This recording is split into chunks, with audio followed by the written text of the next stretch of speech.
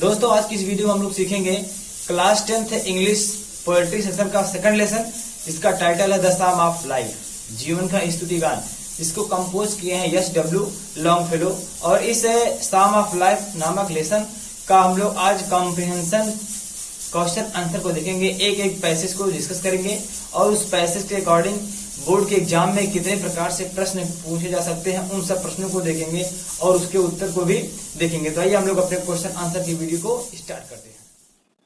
तो दोस्तों स्टार्ट करने से पहले आपसे बता दे रहे हैं कि आप पहले अपनी बुक को निकाल लीजिए, अपने सामने बुक को ओपन करिए और वहाँ पे सेकंड लेसन निकालिए जिसका टाइटल है द सम ऑफ लाइफ। और उसमें फर्स्ट स्टैंजा देखिए, फर्स्ट स्टैंजा आपको मिलेगा तो जिसका जो जहाँ से स्टार्टिंग है। तो स्टैंजा का मतलब पहले आपको बता दें स्टैंजा होता क्या। जब 4 लाइन की पोएम होती है और 4 लाइन का वो कलेक्शन होता है, उस कलेक्शन को हम कहते हैं स्टैंजा। तो पहला हमारा जो 4 लाइन का कलेक्शन है स्टैंजा, पहला स्टैंजा है, वह स्टार्ट होता है life is real dot dot dot of the soul. आपके पेपर में जब यह आएगा स्टैंजा तो यह है पूरा स्टैंजा रहेगा, जैसा हम आपको पढ़ दे रहे हैं। आपके सामने बुक होगी तो बुक में भी आप देख सकते हैं। Life is real, life is earnest and the grave is not its goal, dust thou art to dust returnest. आपके पेपर में पूरा आएगा was not spoken of the soul. आपके पेपर में 4 लाइन पूरा आएगा, लेकिन हम यहाँ पर डॉट डॉट लगाए हैं। तो आप जैसा कि देख सकते हैं फर्स्ट स्टैंजा हमारा यहाँ से स्टार्ट हो रहा है और उसका पहला क्वेश्चन किस तरह से आ सकता है। तो अगर पहला क्वेश्चन आएगा, right the name of the poet who has composed the poem from which the above noted stanza has been chosen। इसमें पहला क्वेश्चन कह रहा है कि यह जो स्टैंजा है यह किस लेसन से लिया गया है, इसको और इसको किसने कंपोज किया है। आपको एक वर्ड ध्यान देना है, यहाँ पे कंपोज दिया है। पोएट्री में कभी भी रिटेन नहीं लिखा जाता है, वहाँ पे हमेशा कंपोज ही लिखा जाता है, क्योंकि पोएट्री हमेशा क्या होती है, कंपोज की जाती है, बनाई जाती है, ना कि राइट यानी कि लिखी नहीं जाती पोएट्री कभी भी। तो अब जब आप इसका आंसर लिखेंगे तो इसका आंसर देखिए यहाँ पे है the name of the poem is. जब पोएम का नाम लिखेंगे आप तो हर एक लेटर फर्स्ट वर्ड, हर एक वर्ड का फर्स्ट लेटर हमेशा कैपिटल होगा। द सम ऑफ लाइफ लिख देंगे, आप उसको काम में बंद कर दीजिएगा, अंडरलाइन भी कर दीजिएगा ताकि वह अच्छी तरह से एग्जामिनर को स्पष्ट दिखाई दे। चलिए आगे बढ़ते हैं। तो आगे है which the above noted stanza, sorry यहाँ पे मिस हो गया है, stanza had been taken and is composed by H W Longfellow. ये देखिए पोएट का नाम है, कंपोजर का नाम है एच डब्ल्यू लॉन्गफेलो।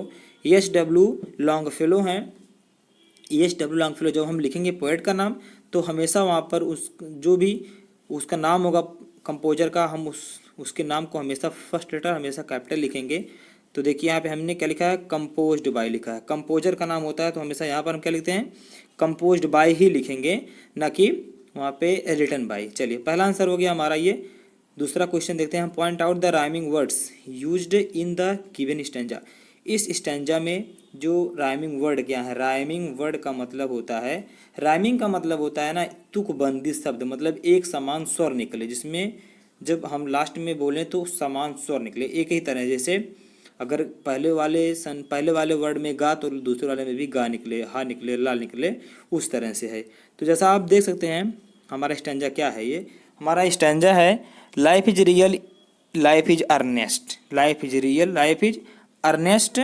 और फिर आगे है तो life is real, life is earnest and the grave is not its goal, dust thou art to dust returnest. तो आपको मिला एक तो मिल गया अर्नेस्ट, अर्नेस्ट और रिटर्नेस्ट, एस्ट दोनों में आ रहा है, देखिए है ना, एस्ट दोनों में आ रहा है। तो यह हमारा हो गया राइमिंग वर्ड। और इसी स्टैंजा में दूसरा राइमिंग वर्ड है गोल एंड सोल। देखिए दोनों में ला लास्ट में आ रहा है, तो गोल एंड सोल बोलने में एक जैसे लग रहे हैं। तो ये हमारे थे सेकंड क्वेश्चन के आंसर, राइमिंग वर्ड हो गया ये। चलिए आगे बढ़ते हैं, तीसरा क्वेश्चन देखते हैं। तीसरा क्वेश्चन हमारा ये है, कह रहा कि what is the meant by the following expression.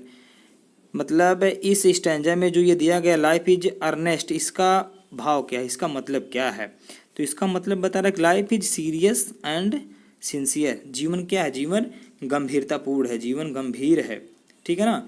चलिए और दूसरा क्वेश्चन क्या करा इसी में, इसका दूसरा क्वेश्चन बन रहा है dust thou art, dust thou art to dust returnest, इस लाइन का मतलब क्या हो रहा है, इस लाइन का मतलब क्या है? तो इस लाइन का मतलब भी देख लेते हैं।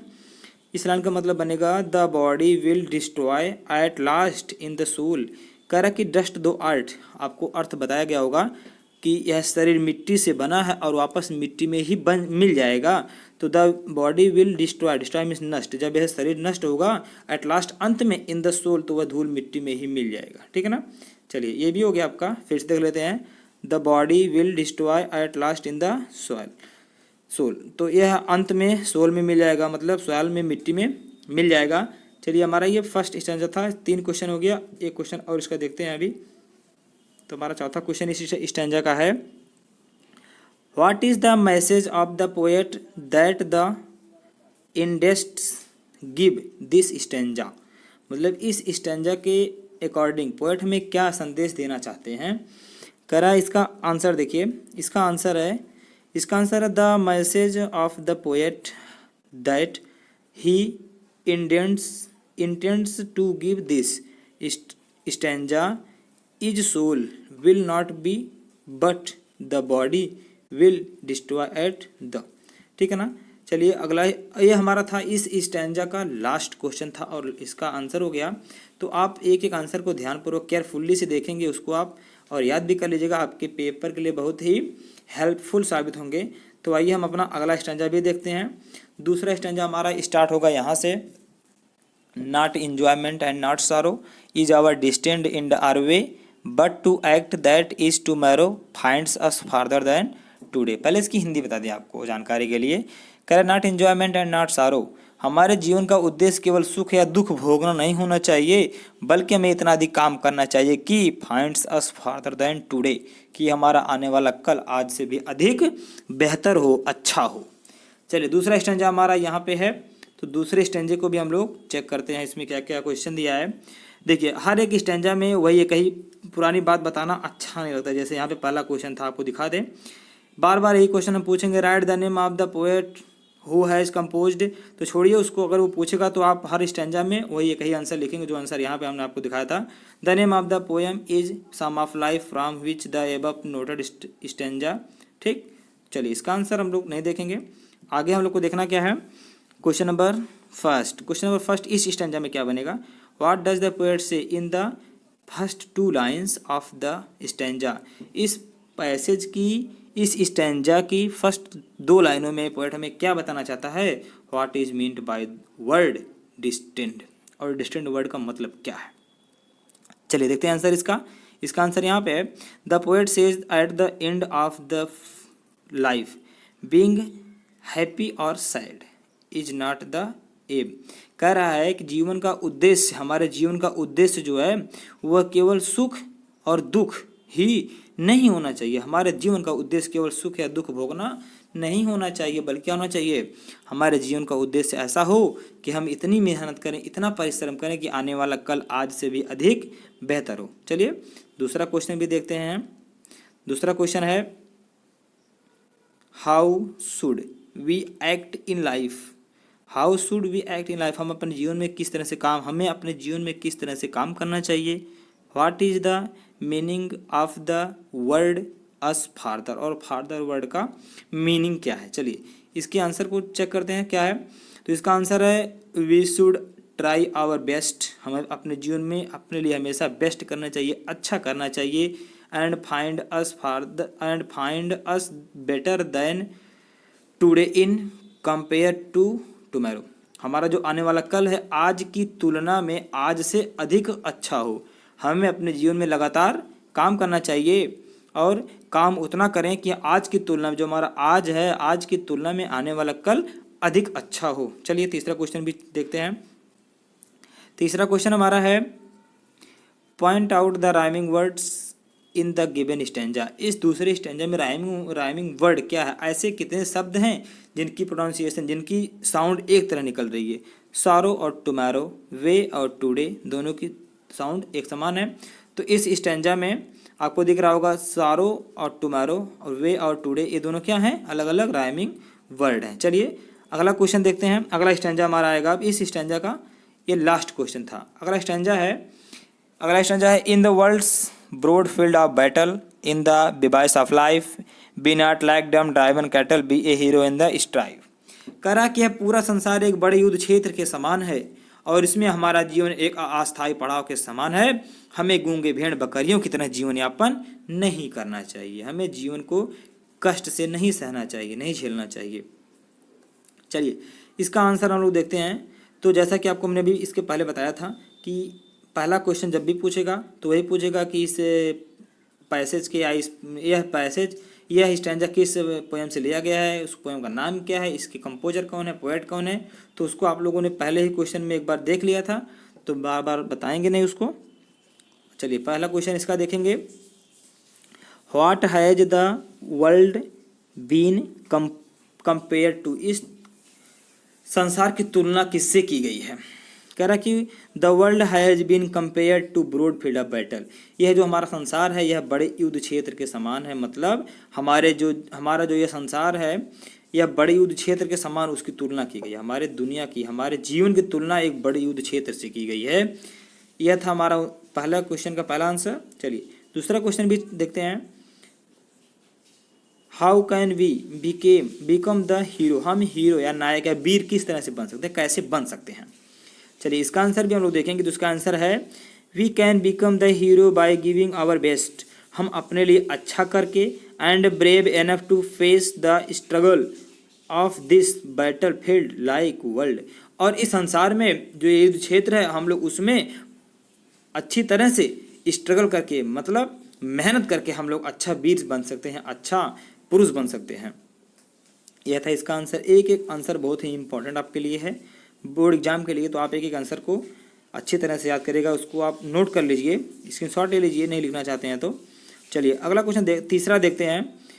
तीसरा क्वेश्चन हमारा है point out the rhyming words used in the given stanza, इस स्टैंजा में, तीसरे स्टैंजा में हमारा राइमिंग वर्ड क्या बनेगा। तो राइमिंग वर्ड है कैटल एंड बैटल।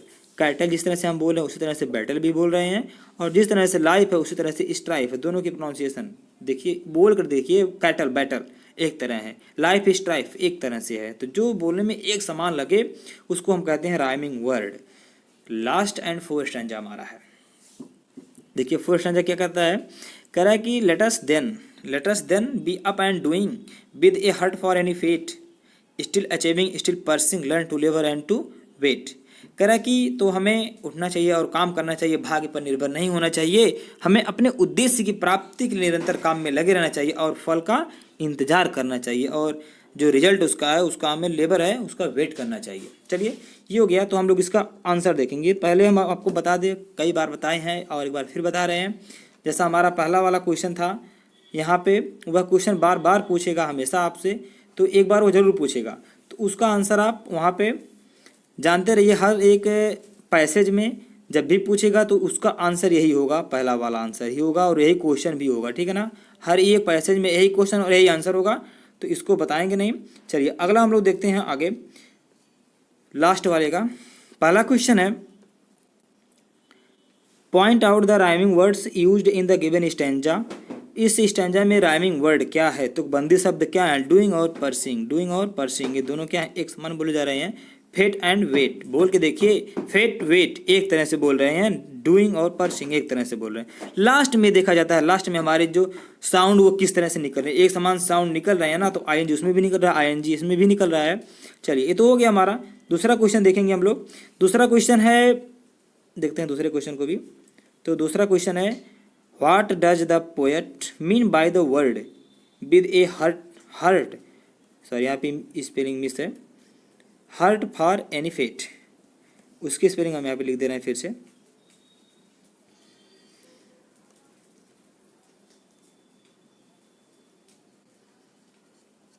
ठीक, चलिए हर्ट फॉर एनी फेट। तो कह रहा है कि what does the poet mean by word heart for any fate, जो ये लिखा गया है इस शब्द का मतलब क्या है, पोएट पूछना चाहता है। तो चलिए इसका भी हम लोग बताते हैं आपको। कह रहा है इसका आंसर है the poet mean by the words, इन शब्दों का क्या अर्थ है। With a heart for any fate, इसका अर्थ है is that at any condition, किसी भी परिस्थिति में we should give our best, किसी भी स्थिति में, किसी भी परिस्थिति में, हमारी परिस्थितियाँ कैसी भी हो जाएं, कंडीशन कैसी भी हो जाए, हमें अपने लिए हमेशा हमेशा बेस्ट ही करना चाहिए, अच्छा करने का प्रयास करना चाहिए। चलिए लास्ट क्वेश्चन है, लास्ट स्टैंजा का। लास्ट क्वेश्चन क्या कहता है, what do we learn in the above stanza, what do we learn in the above stanza. तो इसका आंसर देखेंगे हम लोग, we learn from the above stanza is that we should give our best at any circumstances. मतलब कोई भी परिस्थितियाँ बन जाए, हमें अपने लिए हमेशा बेस्ट करना है, अच्छा ही करना है, बेस्ट है यहाँ पे देखिए, बेस्ट करना है। And should also go after the achievement and wait for the result.